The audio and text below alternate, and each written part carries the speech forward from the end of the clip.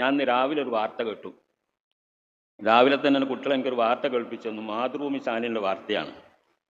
ഇന്നത്തെ സമ്മേളനത്തിൽ സ്വാഗതം പറയുന്നത് ഉമ്മർ ഫൈസിയാണെന്ന് പറഞ്ഞാൽ പാണക്കാട് തങ്ങന്മാരുടെ വിരോധിയായ ഉമ്മർ ഫൈസി എന്നും പറഞ്ഞു.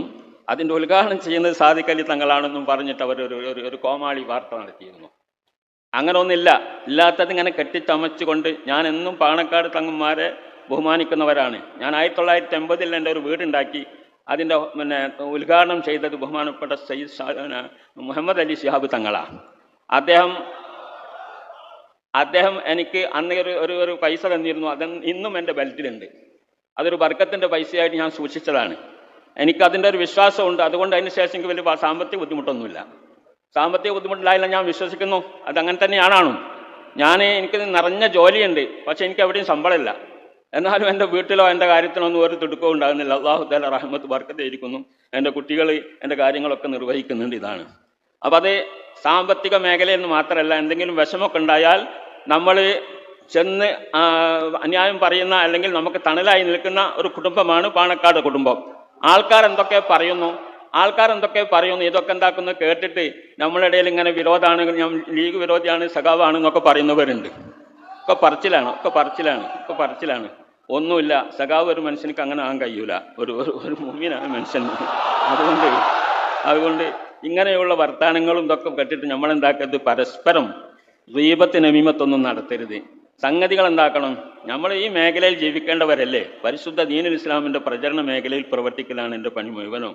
എൻ്റെ വീട്ടിൽ കോളിംഗ് ബെല്ല് പെണ്ണുങ്ങൾ എടുത്തു വെച്ചതാണ്. കാരണം ഞാൻ പാതിരക്ക് ചെന്ന് ബെല്ലടിച്ചോളം ഉറക്കം സുപ്പാക്കിയിട്ട്. അപ്പോൾ അതുകൊണ്ട് രാവിലെ എണീറ്റ് പോന്നിട്ട് എനിക്ക് വേറെ പണിയൊന്നുമില്ല. എനിക്ക് ഈ ദീൻ്റെ മേഖലയിലുള്ള പ്രവർത്തന പണി മാത്രമേ ഉള്ളൂ. അതിനൊന്നും ഒരു പ്രതിഫലം വാങ്ങിയിട്ടുള്ള പണിയല്ല. അള്ളാഹുവിൻ്റെ വചനം വിചാരിച്ച് ഞാൻ ശംസുൽ ഉലമയുടെ കൂടെ 20 കൊല്ലം ജീവിച്ചവനാണ്. ശംസുൽ ഉലമയുടെ പ്രതിസന്ധി ഘട്ടത്തിൽ എൻ്റെ മതി പറയാനല്ല ഞാനത് പറയുന്നത്. ഞാൻ പറയുന്നത് എന്താ വെച്ചാൽ ഇവിടെ നടക്കുന്ന ഫിത്തനകളെ സംബന്ധിച്ച് പറയാണ്. ഞാനത് വലിയ യോഗ്യനാണെന്ന് പറയാനല്ല. അപ്പം ആ ഫിത്തനകളൊക്കെ ഒരുപാട് നടക്കുന്നുണ്ട്. അതൊക്കെ എന്താക്കണം, ഒന്ന് മാറ്റിയിട്ട് നമ്മളൊക്കെ ദീനിൻ്റെ കുട്ടികളാണ് എന്നാക്കി ചേർന്നുകൊണ്ട് നമ്മളെന്താക്കുക, ആ വിശ്വാസവും പ്രവൃത്തിയൊക്കെ ആ രൂപത്തിൽ. അസ്സലാമു അലൈക്കും വറഹ്മത്തുള്ളാഹി വബറകാതുഹു. ബിസ്മില്ലാഹി വൽഹംദുലില്ലാഹി വസ്സലാത്തു വസ്സലാമു അലാ ഖൈരി ഖൽഖില്ലാഹ് വആലിഹി വഅസ്ഹാബിഹിൽ ഫായിസീന ബിറളില്ലാഹ്. യാ അയ്യുഹല്ലദീന ആമനു തഖുല്ലാഹ ഹഖ്ക തുഖാതിഹി വലാ തമൂതുന്ന ഇല്ലാ വഅൻതും മുസ്ലിമൂൻ. സദഖല്ലാഹുൽ അലിയ്യുൽ അദീം. ബഹുമാനപ്പെട്ട സമസ്തയുടെ അധ്യക്ഷൻ സയ്യിദുൽ ഉലമ തങ്ങളവറുകളെ, യോഗം ഉദ്ഘാടനം ചെയ്യുന്ന മുസ്ലിം കേരളത്തിൻ്റെ അധ്യക്ഷൻ ബഹുമാന്യനായ സാദിഖ് അലി ശിഹാബ് തങ്ങളവറുകളെ, മറ്റ് ഇവിടെ സന്നിഹിതരായിട്ടുള്ള സമസ്ത കേരള ജംഇയ്യത്തുൽ ഉലമായുടെ മുശാവറ അംഗങ്ങൾ, ഉലമാക്കൾ, സാദാത്തുക്കൾ, ജനപ്രതിനിധികൾ, അങ്ങനെ തുടങ്ങി ഈ സമുദായത്തിൻ്റെ നേതൃത്വം കൊടുക്കുന്ന ഉമറാക്കൾ, ഉലമാക്കൾ, സാധാരണക്കാർ, രാഷ്ട്രീയ മേഖലയിൽ പ്രവർത്തിക്കുന്നവർ, അങ്ങനെ തുടങ്ങി സുന്നത്ത് ജമാഅത്തിൻ്റെ മേഖലയിൽ അടിയുറച്ച് വിശ്വസിക്കുന്ന എൻ്റെ സഹപ്രവർത്തകന്മാരെ, അല്ലാഹു സുബ്ഹാനഹു വ തആല ഈ സംഗമം ഒരു വലിയ ഖാലിയ അമലായി നമ്മൾ കബൂൽ ചെയ്യുമാറാവട്ടെ എന്ന് പ്രാർത്ഥിക്കുകയാണ്. ഈ സദസ്സിനോട് ആദ്യമായി എനിക്കൊന്ന് പറയാനുള്ളത്, ആളുകളെ പേര് കേൾക്കുമ്പോൾ നിങ്ങൾ ആവേശഭരിതരാവരുത്. അതൊരു വകതിരിവിൻ്റെ ഒരു സ്വഭാവമായിട്ട് മാറുന്നു എന്ന് തോന്നുന്നുണ്ട്. അങ്ങനെ ഒരു വകതിരിവും നമുക്കില്ല. വഅ്തസിമു ബിഹബിലില്ലാഹി ജമിയ. അല്ലാഹു തആല പറഞ്ഞ നേരത്തെ ഓതിയ ആയത്ത്, നിങ്ങൾ അള്ളാഹുവിനെ സൂക്ഷിക്കണം. യാ അയ്യുഹല്ലദീന ആമനു ഇത്തഖുല്ലാഹ്, നിങ്ങൾ അള്ളാഹുവിനെ സൂക്ഷിക്കണം. വലാ തമൂതുന്ന ഇല്ലാ വഅൻതും മുസ്ലിമൂൻ, മുസ്ലിമായിട്ടല്ലാതെ നിങ്ങൾ മരിച്ചു പോകരുത് എന്ന് അള്ളാഹു കൽപ്പിക്കുന്നു. അള്ളാഹുവിനെ സൂക്ഷിക്കേണ്ട ക്രമം നിങ്ങൾ സൂക്ഷിക്കണം. അതിൻ്റെ ശേഷം പറയുന്നത് വഅ്തസിമു ബിഹബിലില്ലാഹി ജമിയാന, നിങ്ങൾ അള്ളാഹുവിൻ്റെ പാശം മുറുകെ പിടിക്കണം, വിവേചനമുണ്ടാക്കരുത്, ഭിന്നിപ്പുണ്ടാക്കരുത് എന്ന് ഖുർആൻ നമ്മളോട് കൽപ്പിക്കുന്നുണ്ട്. അതുകൊണ്ടെല്ലാം വളരെ അച്ചടക്കത്തോടുകൂടെ ഇവിടെ എല്ലാവരും സംസാരിക്കാനുണ്ട്. ഒരു ഭിന്നിപ്പും ഇവിടെ ഇല്ല, ഒരു വിവേചനവുമില്ല. ആ നിലക്കുള്ള ഒരു സംഗമത്തിനാണ് സമസ്ത ഇവിടെ സംവിധാനിച്ചിരിക്കുന്നത്. സമസ്ത നമ്മളെ പഠിപ്പിച്ചിരിക്കുന്ന അതാണ്. സമസ്തയുടെ ഉലമാക്കളുടെ പാരമ്പര്യം അതാണ്. എല്ലാവരെയും ഒന്നിച്ചു കൊണ്ടുപോവുക എന്നുള്ളതാണ്. ഇപ്പൊ സയ്യിദുൽ ഉലമയുടെ ഒരു ജാഥ നടന്നു. എല്ലാ വിഭാഗം ആളുകളെയും ഒരുമിച്ച് കൂട്ടി, രാഷ്ട്രീയ മേഖലയിലുള്ള ഇടത്തും വലത്തുള്ള എല്ലാവരെയും ഒരുമിച്ച് കൂട്ടി എല്ലാവരും ഒരുമിച്ച് തങ്ങളുടെ യാത്രയെ വരവേറ്റും. മറ്റു സ്ഥലങ്ങളിലൊക്കെ ഇതുപോലെ നമ്മൾ സമ്മേളനങ്ങളും കൂട്ടായ്മകളൊക്കെ സംഘടിപ്പിക്കുമ്പോഴൊക്കെ അവിടെ നമ്മൾ ഒരു വിവേചനവും കാണിക്കാതെ ഇന്ത്യ രാജ്യത്തിൻ്റെ പരിശുദ്ധത കാത്തു സൂക്ഷിച്ചുകൊണ്ട് തന്നെ മതവിവേചനമില്ലാതെ, രാഷ്ട്രീയ വിവേചനമില്ലാതെ, നിറവ്യത്യാസമില്ലാതെ, ഭാഷ വ്യത്യാസമില്ലാതെ എല്ലാവരും ഒത്തൊരുമിച്ചുകൊണ്ട് മുന്നോട്ട് കൊണ്ടുപോകുന്ന ഒരു പ്രസ്ഥാനമാണ് സമസ്ത. ആ നിലയ്ക്ക് തന്നെ നമ്മൾ എന്താക്കണം, ശ്രദ്ധിച്ചു കൊണ്ടുപോകണം എന്ന് ആദ്യമായി അഭ്യർത്ഥിക്കുകയാണ്. അള്ളാഹു സുബ്ഹാനഹു വ തആല ഇഖ്ലാസോടുകൂടെ ദീനിന് ഖിദ്മത്ത് ചെയ്യാൻ നമുക്കൊക്കെ തൗഫീഖ് ചെയ്യുമാറാവട്ടെ. ഞാൻ കൂടുതലൊന്നും പറയുന്നില്ല. പരിശുദ്ധ അഹ്ലുസുന്നത്ത് വൽ ജമാഅത്ത് അതിൻ്റെ അഖീദ നിലനിർത്തുന്ന ഒരു പ്രവൃത്തിയാണ് ആദ്യമായിട്ട് സമസ്തയുടെ ഒന്നാമത്തെയും അവസാനത്തെയും പ്രവൃത്തി അത് തന്നെയാണ്. സമസ്ത ഉണ്ടായതും അതിനു വേണ്ടിയാണ്. നബി സല്ലല്ലാഹു അലൈഹി വസല്ലമ അള്ളാഹുവിൻ്റെ ദീൻ ഇവിടെ പ്രഖ്യാപിച്ചു. ഇന്ന ദീന ഇൻദല്ലാഹിൽ ഇസ്ലാം, അള്ളാഹുവിൻ്റെ മതം ഇസ്ലാമാണ് എന്ന് പറഞ്ഞാൽ മനുഷ്യനെ സൃഷ്ടിച്ച അള്ളാഹു, ലോകം സൃഷ്ടിച്ച അള്ളാഹു മനുഷ്യന് വേണ്ടി മാത്രം ഒരു നിയമം കൊടുത്തു. മറ്റുള്ള ജീവികൾക്കൊന്നും ഒരു നിയമവുമില്ല. അവർക്ക് പ്രകൃതി നിയമം, അത് പ്രകൃതി അനുസരിച്ച് അവർ ജീവിച്ചു കൊള്ളണം. എന്നാൽ മനുഷ്യനെ സംബന്ധിച്ചിടത്തോളം അവൻ എങ്ങനെ എന്തൊക്കെ ചെയ്യണം, ചെയ്യാതിരിക്കണം എന്നുള്ള കാര്യങ്ങളൊക്കെ വളരെ വ്യക്തമായി ഒരു നിയമാവലി അവന് നൽകിയിട്ടുണ്ട്. ആ നിയമാവലി ഇവിടെ നൽകാൻ അള്ളാഹു സംവിധാനിച്ച സംവിധാനം ഗ്രന്ഥങ്ങളുണ്ട്. അതോടുകൂടെ തന്നെ അത് പ്രചരിപ്പിക്കാനുള്ള ആളുകളെ, പരിശുദ്ധാത്മാക്കളായ ആൾക്കാരെ അള്ളാഹു തആല തെരഞ്ഞെടുത്തു. അതാണ് അമ്പിയാക്കൾ, പ്രവാചകന്മാർ. ആ പ്രവാചകന്മാർ മുഖേനയാണ് ദീൻ ഇവിടെ നടത്തിയത്, ഇസ്ലാം ഇവിടെ നടത്തിയത്. 1.25 ലക്ഷത്തോളം വരുന്ന പ്രവാചകന്മാർ ഇതിവിടെ നടത്തിയിട്ടുണ്ട്. അവരൊക്കെ വന്നതും ലാ ഇലാഹ ഇല്ലല്ലാഹ് എന്ന തൗഹീദ്, അള്ളാഹുവിലുള്ള വിശ്വാസം, അഖീദ ഉറപ്പിക്കാൻ വേണ്ടിയിട്ടാണ്. അതാണ് പ്രചരിപ്പിച്ചത്. അവരിൽ ചിലരൊക്കെ ഗ്രന്ഥങ്ങളുമായിട്ട് വന്നു. ഗ്രന്ഥങ്ങളൊക്കെ പലതും ഇപ്പോൾ ദുർബലപ്പെട്ടിട്ടുണ്ടെങ്കിലും പരിശുദ്ധ ഖുർആൻ, അവസാനത്തെ പ്രവാചകന് നൽകിയ പരിശുദ്ധ ഖുർആൻ നിലനിൽക്കുന്നുണ്ട്. ആ പരിശുദ്ധ ഖുർആന്റെ സന്ദേശം ഉൾക്കൊണ്ടുകൊണ്ട് ജീവിക്കാനാണ് നമ്മളോട് കൽപ്പിച്ചിരിക്കുന്നത്.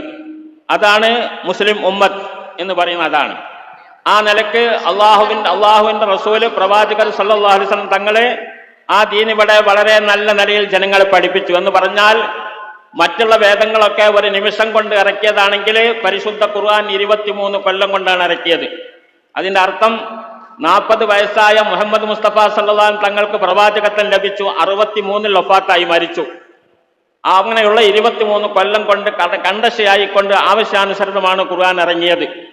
അത് ജനങ്ങളെ നിയമം പ്രാവർത്തികമാക്കി പരിശീലിപ്പിക്കുന്ന പണിയാണ് നബി എടുത്തത്. നിയമം പറഞ്ഞു പോവുകയല്ല. അതാണ് അവരെ കൂടെ ജീവിച്ച് അവരോട് കൂടെ മണ്ണിൽ ഇറങ്ങിക്കൊണ്ട് പ്രവർത്തിച്ചാണ് പ്രവാചകർ സല്ലല്ലാഹു അലൈഹി വസല്ലം ഈ ദീനിനെ പരിചയപ്പെടുത്തിയത്. ആ നിലക്ക് പരിചയപ്പെട്ടവരാണ്. അങ്ങനെയുള്ള പരിശുദ്ധാത്മാക്കളാണ്. നബിയിൽ നിന്ന് ആ ജീവിതം കണ്ടും പകർത്തിയും ചെയ്ത ആൾക്കാരാണ് സഹാബത്ത് എന്ന് പറയുന്നത്. ലക്ഷക്കണക്കിൽ സഹാബത്ത്. വസ്സാബിഖൂനൽ അവ്വലൂന മിനൽ മുഹാജിരീന വൽ അൻസാർ വല്ലദീന തബഅഹും ബിഹിസാൻ റളിയല്ലാഹു അൻഹും വറളുവാൻ. മുഹാജിറുകളും അൻസാറുകളുമായ സഹാബത്ത്. ആ സഹാബത്ത് നബിയെ പിൻപറ്റിക്കൊണ്ട് ജീവിതം മുഴുവനും ഒപ്പിയെടുത്തിട്ടുണ്ട്. നബിയുടെ എല്ലാ രഹസ്യവും പരസ്യവുമായ എല്ലാ ജീവിതവും റെക്കോർഡാക്കപ്പെട്ടിട്ടുണ്ട്. അങ്ങനെ പകർത്തിയ സഹാബാക്കളെ തൊട്ട് അള്ളാഹു പറയുന്നത് അവർ അള്ളാഹു തൃപ്തിപ്പെട്ടിരിക്കുന്നു എന്നാണ്. സഹാബാക്കൾക്ക് ശേഷം ദീനിവിടെ നിലനിൽക്കണ്ടേ? അമ്പിയാക്കന്മാരുടെ അവസാനത്തെ പ്രവാചകനാണ് മുഹമ്മദ് മുസ്തഫ സല്ലല്ലാഹു അലൈഹി വസല്ലം. അതിനു മുമ്പ് ഒരുപാട് പ്രവാചകന്മാർ വന്നു. 1500 വർഷം കഴിഞ്ഞിട്ടും പിന്നീട് മുഹമ്മദ് നബിക്ക് ശേഷം പ്രവാചകനില്ല, പ്രവാചകൻ വരില്ല. ലാ നബിയ്യ ബഅദി, എന്റെ ശേഷം പ്രവാചകനില്ല, അതിന്റെ ആവശ്യവുമില്ല. ആ നിലയ്ക്ക് സമ്പൂർണ്ണമായി അൽയൗമ അക്മൽതു ലക്കും ദീനക്കും വഅത്മംതു അലൈക്കും നിഅമതി വറളീതു ലക്കും ഇസ്ലാമ ദീന. അല്ലാഹു തആല ആ ദീൻ നബിയുടെ അവസാനത്തോടു കൂടെ പൂർണ്ണമാക്കി തന്നിരിക്കുന്നു എന്ന് ഖുർആൻ ഇറങ്ങി. ഇനി ആ ദീനിൽ ഒന്ന് കൂട്ടാനുമില്ല കുറക്കാനുമില്ല. ആ നിലയ്ക്ക് സമ്പൂർണ്ണമായ ഒരു മതം നമുക്ക് അല്ലാഹു തആല തന്നു. ആ മതം ഇനിയും പ്രവാചകനില്ലാതെ തുടരണം, ഖിയാമം വരെ തുടരണം. അതിനെന്താ മാർഗം? പ്രവാചകനില്ലാതെ തുടരാൻ എന്താ മാർഗം? അതാണ് ആ മാർഗം പറയുന്നത്. എന്റെ സഹാബത്ത് എന്റെ ജീവിതം പകർത്തിയവരാണ്. എനിക്ക് ശേഷം നിങ്ങൾ അവരെ കണ്ടു പഠിക്കണം. അവരെ നിങ്ങൾ കണ്ടു പഠിച്ചാൽ എന്നെ കണ്ടു പഠിക്കുന്നതിന്റെ ഫലം തന്നെയാണ്. എന്നെ പിൻപറ്റിയാൽ എന്നെ പിൻപറ്റിയതുപോലെ തന്നെയാണ് അവരെയാണ് നിങ്ങൾ പിൻപറ്റേണ്ടത്. വല്ലദീന തബഅഹും ബിഹിസാൻ. പിന്നീട് അവർക്ക് ശേഷം പിന്നീട് വരുന്ന തലമുറ ഈ ജീവിതമാർഗം ശീലിച്ച് അത് അനുഭവിച്ച് അത് ജീവിതത്തിൽ പകർത്തിയ താബിഈങ്ങൾ, അനുഗാമികൾ, അതിനുശേഷം വന്ന അങ്ങനെ കാലക്രമേണ ഏതോ കാലഘട്ടത്തിലും വരുന്ന ആൾക്കാർ ഈ നല്ല മാർഗം സ്വീകരിച്ചു കൊണ്ടുവന്ന നബി പഠിപ്പിച്ച ആ മാർഗം, ചര്യയും സ്വഭാവമൊക്കെ ജീവിതത്തിൽ പകർത്തിക്കൊണ്ട് ജീവിച്ച് കാണിച്ചു തന്ന ആ തലമുറകൾ ഓരോ കാലഘട്ടത്തിൽ ഉണ്ടായിട്ടുണ്ട്. ഖൈറുൽ ഖുറൂനി ഖർനി സുമ്മല്ലദീന യലൂനഹും സുമ്മല്ലദീന യലൂനഹും സുമ്മല്ലദീന യലൂനഹും. എന്റെ നൂറ്റാണ്ടാണ് ഏറ്റവും നല്ല നൂറ്റാണ്ടെന്ന് പ്രവാചകർ സല്ലല്ലാഹു അലൈഹി വസല്ലം. അത് കഴിഞ്ഞാൽ എന്റെ അടുത്ത നൂറ്റാണ്ട്, അത് കഴിഞ്ഞാൽ അടുത്ത നൂറ്റാണ്ട്, അങ്ങനെ 3 നൂറ്റാണ്ടുകളെ പ്രശംസിച്ച് പറഞ്ഞു. ആ നൂറ്റാണ്ടുകളിലൊക്കെ മഹാന്മാരായ പണ്ഡിതന്മാർ ഉണ്ടായിട്ടുണ്ട്. അതാണ് ഹദീസ് ക്രോഡീകരിച്ചവര്, ഖുർആൻ ക്രോഡീകരിച്ചവര്, അതുപോലെ ഫിഖ്ഹിന്റെ മസലകൾ എങ്ങനെയാണ് നമ്മളെ പ്രവർത്തന ഇബാദത്തുകളൊക്കെ ചെയ്യേണ്ടതെന്ന് കൃത്യമായി സൂക്ഷിച്ച് വരച്ച് കാണിച്ചു തന്ന മദ്ഹബിന്റെ ഇമാമുകൾ. ഇവരൊക്കെ കാണിച്ചു തന്നാൽ പിന്നെ നമുക്ക് വേറൊരു സംശയമില്ല, ആ മഹാന്മാർ അള്ളാഹുവിന്റെ റസൂൽ പ്രശംസിച്ച കാലഘട്ടത്തിൽ ജീവിച്ച് മരിച്ചവരാണ്. ബഹുമാനപ്പെട്ട സിഹാഹു സിത്ത ഹദീസിന്റെ ഗ്രന്ഥങ്ങളെ സംബന്ധിച്ച് മുസ്ലിം ലോകം ഒന്നും കാണാതെ അംഗീകരിച്ചുകൊണ്ടിരിക്കുന്ന, ഒരു അഭിപ്രായ വ്യത്യാസവുമില്ലാതെ അംഗീകരിക്കുന്ന 6 കിതാബുകളുണ്ട്. സഹാഹു സിത്ത എന്ന് പറഞ്ഞിട്ട് ബുഖാരി മുസ്ലിം തുടങ്ങിയിട്ട്.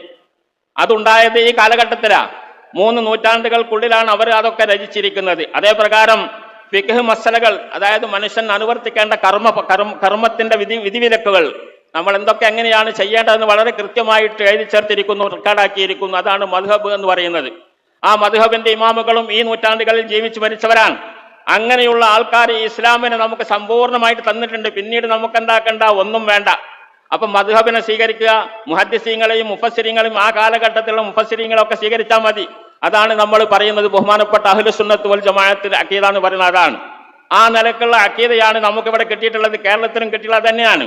കേരളത്തിലും ലോകത്തിന്റെ എല്ലാ ഭാഗത്തും കിട്ടിയ അഖീദ തന്നെയാണ് ഇസ്ലാം. അതാണ് ആ ഇസ്ലാമിനെ അനുധാവനം ചെയ്തു പോലാണ് നമ്മുടെ കടമ. കേരളത്തിൽ ഇസ്ലാം വന്നത് സഹാബത്തിന്റെ കാലത്താണ്. അതായത് റസൂൽ കരീം സല്ലല്ലാഹു അലൈഹി വസല്ലം ജീവിതം പകർത്തിയ പരിശുദ്ധാത്മാക്കളായ സഹാബത്താണ് ഇവിടെ കേരളത്തിലും ഇസ്ലാം കൊണ്ടുവന്നത്, ഇന്ത്യയിൽ കൊണ്ടുവന്നത് അവരാണ്. അതുകൊണ്ട് അവർ പേച്ചിട്ടില്ല. അള്ളാഹുവിന്റെ റസൂൽ അള്ളാഹു തആല റളിയല്ലാഹു അൻഹും അള്ളാഹു അവരെ തൊട്ട് തൃപ്തിപ്പെട്ടിരിക്കുന്നു, അവർ അള്ളാഹുവിനെയും തൃപ്തിപ്പെട്ടിരിക്കുന്നു എന്ന് ഖുർആൻ സാക്ഷീകരിച്ച മഹത്തുക്കളാണ് അവർ കൊണ്ടുവന്ന ദീനിൽ ഒരു കലർപ്പുമില്ല. നമ്മൾ അനുവർത്തിച്ചു വരുന്നത് അവർ കൊണ്ടുവന്ന ദീനാണ്. ഈ കാലത്തും മൗലിദ്, റാത്തീബ്, അതുപോലെ മരിച്ചാലുള്ള അടിയന്തരങ്ങൾ, തറാവീഹ് നിസ്കാരം, ജമാഅത്ത് തുടങ്ങിയ കാര്യങ്ങളിലൊക്കെ അവരെന്താണോ നമ്മളെ പഠിപ്പിച്ചത്, ആ പഠിപ്പിച്ച് തന്നെയാണ് ഇപ്പോൾ നടക്കുന്നത്. അതാണ് സുന്നത്ത് ജമാഅത്തിന്റെ വിശ്വാസവും പ്രവർത്തനവും. അതാണ് നമ്മൾ മനസ്സിലാക്കേണ്ടത്. പിന്നെ എവിടുന്ന് അത് പയച്ചത്? എവിടെയും പയച്ചിട്ടില്ല. അവരെ അനുധാവനം ചെയ്തു വരുന്ന പണ്ഡിതന്മാർ എക്കാലത്തുണ്ടായിട്ടുണ്ട്. സുന്നത്ത് ജമാഅത്തിന്റെ പണ്ഡിതന്മാർ എന്ന് പറയുന്ന അവരാണ്. റസൂൽ കരീം സല്ലല്ലാഹു അലൈഹി വസല്ലം പറഞ്ഞു, എന്റെ കാലശേഷം എന്റെ സമുദായം പിളരും. എത്രത്തോളം എന്ന് വെച്ചാൽ യഹൂദികൾ 71 പിളർന്നെങ്കിൽ നസാറാക്കൾ 72 പിളരും. എന്റെ സമുദായം 73 പിളരും. കുല്ലുഹും ഫിന്നാർ, എല്ലാവരും നരകത്തിലായിരിക്കും. ഇല്ലാ വാഹിദ, ഒന്നൊഴികെ. അപ്പൊ സഹാബത്ത് ചോദിച്ചു, മൻഹും യാ റസൂലല്ലാഹ്, ആ ഒന്നാരാണ് നബി എന്ന് ചോദിച്ചപ്പോൾ, മാ അന അലൈഹി വഅസ്ഹാബി, ഞാനും എന്റെ സഹാബത്തും ഏതൊരു നിലക്കാണോ ജീവിച്ച് കാണിച്ചു തന്നത് ആ ജീവിത പദ്ധതി, ആ ശൈലി ഉൾക്കൊള്ളുന്നവരാണ് രക്ഷയുടെ ആൾക്കാർ, ബാക്കിയുള്ളവരൊക്കെ ശിക്ഷയുടെ ആൾക്കാരാണെന്ന് പറഞ്ഞു. അതാണ് നമ്മൾ മനസ്സിലാക്കേണ്ടത്. അത് എക്കാലത്തും ഉണ്ടായിട്ടുണ്ട്. എന്നാൽ നമ്മുടെ കേരളത്തെ സംബന്ധിച്ചിടത്തോളം അങ്ങനെ ഒരു ഫിത്തനയും ഉണ്ടായിരുന്നില്ല. സഹാബത്ത് കൊണ്ടുവന്ന ദീന് ഒരു 14 നൂറ്റാണ്ട് നമ്മൾ എന്താക്കി ഇവിടെ കഴിഞ്ഞുകൂടാൻ അഭിപ്രായ വ്യത്യാസവും ഇല്ലാതെ. പിന്നെ അങ്ങനെയാണ് 1922 ശേഷമാണ് വഹാബി എന്ന് പറയുന്ന പ്രസ്ഥാനം ഉണ്ടായത്. വഹാബികൾ അവരാണ് ഇവിടെ ഫിത്തന ഉണ്ടാക്കിയത്. KM മൗലവിയുടെ നേതൃത്വത്തിലുള്ള വഹാബി സംഘം നമ്മൾക്ക് ഇവിടെ ഫിത്തന ഉണ്ടാക്കി. ആ ഫിത്തന ഉണ്ടാക്കി എന്ന് മാത്രമല്ല, നമ്മളൊക്കെ മുശ്രിക്കുകളാക്കി, ബഹുദൈവ ആരാധകരാക്കി സുന്നികളൊക്കെ.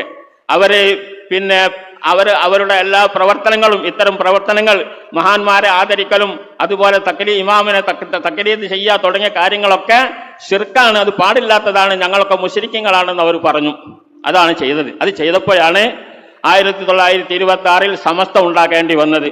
സമസ്ത കേരള ജംഇയ്യത്തുൽ ഉലമ അവരുടെ അബദ്ധചടിലമായ എല്ലാ പ്രസംഗങ്ങളും, അവരുടെ എല്ലാ അഖീദകളൊക്കെ മാറ്റിത്തിരുത്തി ബഹുമാനപ്പെട്ട റസൂൽ കരീം സല്ലല്ലാഹു അലൈഹി വസല്ലം കാണിച്ചു തന്ന സഹാബത്തിൽ കൂടെയും താബീങ്ങളിൽ കൂടെയും നമുക്ക് കിട്ടിയ ആ പാരമ്പര്യം, ആ പൈതൃകം കാത്തു സൂക്ഷിക്കാൻ വേണ്ടിയിട്ട് സമസ്തയുടെ ഉലമാക്കൾ ഉണ്ടാക്കിയ ഒരു സംഘടനയാണ് സമസ്ത കേരള ജംഇയ്യത്തുൽ ഉലമ. അതിന്റെ ലക്ഷ്യം അതാണ്, പ്രധാന ലക്ഷ്യം അതാണ് സമസ്തയുടെ.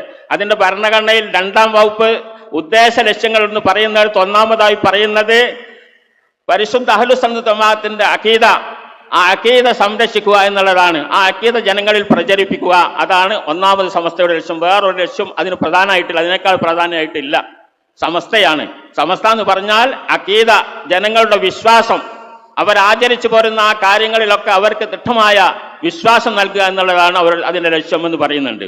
അതേ പ്രകാരം അതിനെതിരായി വരുന്ന രണ്ടാമതായി പറയുന്നത് ബി പറയുന്നത് അതിനെതിരായിട്ട് പ്രവർത്തിക്കുന്നവരെയൊക്കെ പ്രതിരോധിക്കുക.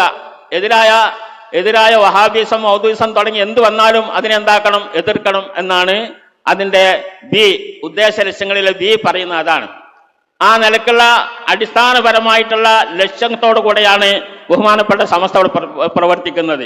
1926 ഉണ്ടാക്കിയ സമസ്ത അതിന്റെ ഏതാണ്ട് ഒരു 20-25 കൊല്ലത്തോളം ഈ പ്രതിരോധ മേഖലയിലായിരുന്നു പ്രവർത്തിച്ചത്. വഹാബികളെ പ്രതിരോധിക്കുക. അവരിവിടെ ആകെ കുഴപ്പമുണ്ടാക്കിയിരുന്നു. ജനങ്ങളുടെ മനസ്സിലൊക്കെ വിശ്വാസം തെറ്റിച്ചുകൊണ്ടുള്ള പ്രവർത്തനങ്ങൾ വിഫലമായി നടത്തി ആകെ കുഴപ്പമുണ്ടാക്കിയപ്പോൾ അതിനൊക്കെ കെടുക്കാനും പകരം സുന്നത്ത് ജമാഅത്തിന്റെ അഖീദ അടിസ്ഥാനമാക്കിക്കൊണ്ടുള്ള പ്രവർത്തനങ്ങൾ മഹല്ലുകളിലൊക്കെ സ്ഥാപിക്കാനും വേണ്ടി 10-25 കൊല്ലം എടുക്കേണ്ടി വന്നു. അതിനുശേഷമാണ് അതിന്റെ മറ്റ് അജണ്ടകളിലേക്ക് സമസ്ത കടക്കാൻ കഴിഞ്ഞത്. 1951 മദ്രസ പ്രസ്ഥാനം ഉണ്ടാക്കുന്നത്, സമസ്ത കേരള ഇസ്ലാം മത വിദ്യാഭ്യാസ ബോർഡ്. അതുണ്ടാക്കിയതിന് ശേഷം നമുക്കറിയാം, നമ്മുടെ കേരളത്തെ സംബന്ധിച്ചിടത്തോളം ഇസ്ലാമികമായ വിജ്ഞാനം ഒരു മനുഷ്യൻ എങ്ങനെയാണോ മുസ്ലിമായി ജീവിക്കേണ്ടത് എന്നുള്ള കാര്യങ്ങൾ അറിയാത്ത ഒരു കുട്ടിയും നമ്മുടെ നാട്ടിൽ ഇല്ലാത്ത അവസ്ഥയിൽ ആ ഒരു നിലപാടിലേക്ക് നമ്മുടെ രാജ്യം പരിവർത്തിച്ചത് സമസ്തയാണ്. മുസ്ലിമായി എങ്ങനെയാണ് ജീവിക്കേണ്ടതെന്ന് പഠിപ്പിക്കുന്നു മദ്രസ പ്രസ്ഥാനത്തിലൂടെ. ആ മദ്രസ പ്രസ്ഥാനം നമ്മളെന്താക്കണം, കൊണ്ടുപോകണം. മദ്രസ പ്രസ്ഥാനം മുന്നോട്ട് കൊണ്ടുപോകുക എന്നുള്ള അതിന്റെ പിന്നീട് അതാണ് അതായത് വിദ്യാഭ്യാസം. അത് ചെറുപ്പത്തിലെ വിദ്യാഭ്യാസം കൊടുക്കുക എന്നുള്ളതാണ്. ആ വിദ്യാഭ്യാസം കൊടുക്കുന്നു. അതോടുകൂടെ അതിന്റെ ഉപരിതലമായി കൊണ്ടുള്ള പള്ളി ദർസുകൾ, അതുപോലെ അറബി കോളേജുകൾ, അങ്ങനെ തുടങ്ങിയിട്ടുള്ള വിദ്യാഭ്യാസ മേഖലയിൽ ശക്തമായി സമസ്ത പ്രവർത്തിച്ചുകൊണ്ടിരിക്കുന്നു. ഇന്ന് 11,000-ൽ പരം മദ്രസകൾ നമ്മുടെ സമസ്തയിൽ അംഗീകരിച്ചതായിട്ടുണ്ട്. അതിനു പുറമെ അറബി കോളേജുകളും അതുപോലെ അനാഥശാലകൾ, ഇങ്ങനെ തുടങ്ങിയ ഒരുപാട് സ്ഥാപനങ്ങൾ മേഖലയിൽ നടക്കുന്നുണ്ട്. മറ്റുള്ള പ്രവർത്തനങ്ങളും കാര്യങ്ങളൊക്കെ തന്നെ ഒരുപാട് വളരെ ലക്ഷ്യത്തോടു കൂടെ തന്നെ വളരെ സമർത്ഥിച്ചുകൊണ്ട് ജനങ്ങളിൽ അത് വേരുറപ്പിക്കാൻ കഴിഞ്ഞ ഒരു സംഘടനയാണ് സമസ്ത കേരള ജംഇയ്യത്തുൽ ഉലമ എന്ന് പറയുന്നത്. നല്ല കാര്യങ്ങൾ ഒരു മനുഷ്യനെ മുസ്ലിമായി ജീവിപ്പിച്ച് മുസ്ലിമായി മരിക്കാൻ വലാ തമൂതന്ന ഇല്ലാ വഅൻതും മുസ്ലിമും ഖുർആൻ പറഞ്ഞല്ലോ. മുസ്ലിമായി ജനിച്ചവൻ മുസ്ലിമായി ജീവിച്ച് മുസ്ലിമായി മരിക്കണം. ഇതാണ് അതിന്റെ പ്രധാന ലക്ഷ്യം. വേറെ ദുന്യവിയായ ലക്ഷ്യങ്ങളൊന്നും അതിന് പ്രധാനമായിട്ടില്ല. അതൊക്കെ ഒരു മനുഷ്യൻ ജീവിക്കുമ്പോൾ ഒരു സംഘം എന്ന നിലക്കുള്ള അതുപോലെയുള്ള റിലീഫ് പ്രവർത്തനങ്ങളും ഒക്കെയുള്ള കാര്യങ്ങളൊക്കെ ചെയ്യുന്നു എന്നല്ലാതെ കാര്യമായിട്ട് അതിന് ലക്ഷ്യം ഇസ്ലാമികമായ വിജ്ഞാനം നൽകിക്കൊണ്ട് ഇവിടെ ഇസ്ലാമിന്റെ അടിയുറച്ച വിശ്വാസത്തിൽ ജനങ്ങളെ നിലനിർത്തുക എന്നുള്ള പ്രവർത്തനമാണ് കാര്യമായിട്ട് അതിന് ചെയ്യാനുള്ളത്. ആ കാര്യത്തിൽ അത് വിജയിച്ചിട്ടുണ്ട്, ചെയ്തുകൊണ്ടിരിക്കുന്നുണ്ട്. പിന്നീടുണ്ടായ ഒരുപാട് പേച്ച മാർഗങ്ങളിലൊക്കെ നമ്മൾ ഇടയിൽ ഇറങ്ങി വന്നിട്ടുണ്ട്. കള്ളത്തരീക്കത്തുകൾ അതുപോലെയുള്ള കാര്യങ്ങളൊക്കെ വന്നപ്പോഴും അതിനെയൊക്കെ അടിച്ചമർത്തിക്കൊണ്ട് നിയമപരമായ മാർഗത്തിലൂടെ അടിച്ചമർത്തിക്കൊണ്ട് സമസ്ത മുന്നോട്ട് പോയിട്ടുണ്ട് എന്നുള്ളതാണ് നമ്മൾ മനസ്സിലാക്കേണ്ടത്. ആ സമസ്ത നമുക്ക് നിലനിൽക്കണം. ആ സമസ്ത ഇവിടെ വേണം, എങ്കിലേ ദീനുണ്ടാവുള്ളൂ. സമസ്തയെ വഹാബികൾക്കും മൗദൂദികൾക്കും കയറി വരാനുള്ള ഇടം കൊടുക്കാതെ സമസ്ത അവനെ പിടിച്ചു നിർത്തിയിട്ടുണ്ട്. ആ നിർത്തിയത് അത് ഇനിയും അതിന്റെ കവാടം തുറന്നു കൊടുക്കാൻ നമ്മൾ സമ്മതിക്കരുത്. ആ കവാടം, അടക്കപ്പെട്ട കവാടം ഭദ്രമായി വീണ്ടും അടച്ചുകൊണ്ട് തന്നെ സമസ്തയുടെ, അതായത് പരിശുദ്ധ അഹ്ലുസുന്നത്ത് വൽ ജമാഅത്തിന്റെ അഖീദയിൽ ആളുകളെ കൊണ്ടുവരുന്ന പ്രവർത്തനങ്ങളിലേക്ക് സമസ്ത കഴിഞ്ഞ ഒരു നൂറ്റാണ്ട് പ്രവർത്തിച്ചു. ഇനി അടുത്ത നൂറ്റാണ്ടുകളിൽ അതിനെ ശക്തമായ ഒരുപാട് പദ്ധതികൾ വെച്ചുകൊണ്ടാണ് ഈ സമ്മേളനം 8-ാം തീയതി ഇവിടെ സമാപിക്കാൻ പോകുന്നത് എന്നുള്ള കാര്യം മനസ്സിലാക്കാൻ വേണ്ടിയാണ് ഒരു 4 ദിവസം നീണ്ടു നിൽക്കുന്ന ക്യാമ്പ് ഇവിടെ വെച്ചിരിക്കുന്നത്.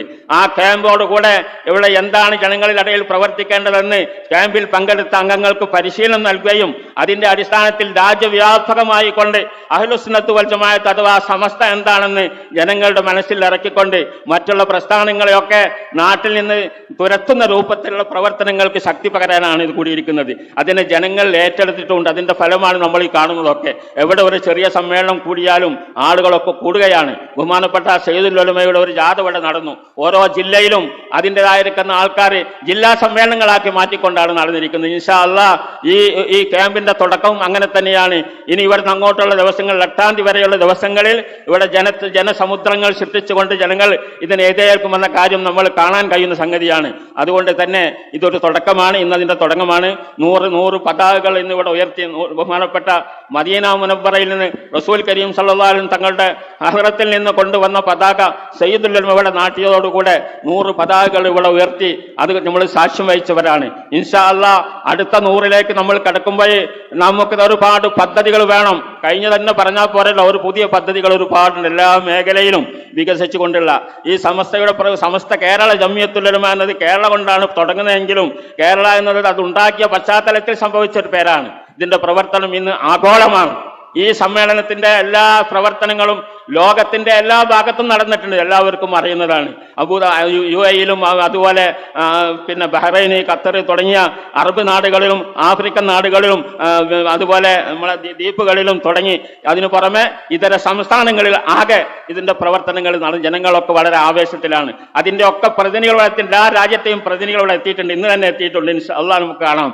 അങ്ങനെ വലിയ ഒരു ലോക സമ്മേളനം നടത്താൻ സമസ്ത കേരള ജംഇയ്യത്തുൽ ഉലമാക്ക് സാധിച്ചു എന്നുള്ളതാണ്. ഇൻഷാ അല്ലാഹ് ഇനി ഭാവിയുള്ള പ്രവർത്തനം അങ്ങനെ തന്നെയാണ് ഉദ്ദേശിക്കുന്നത്.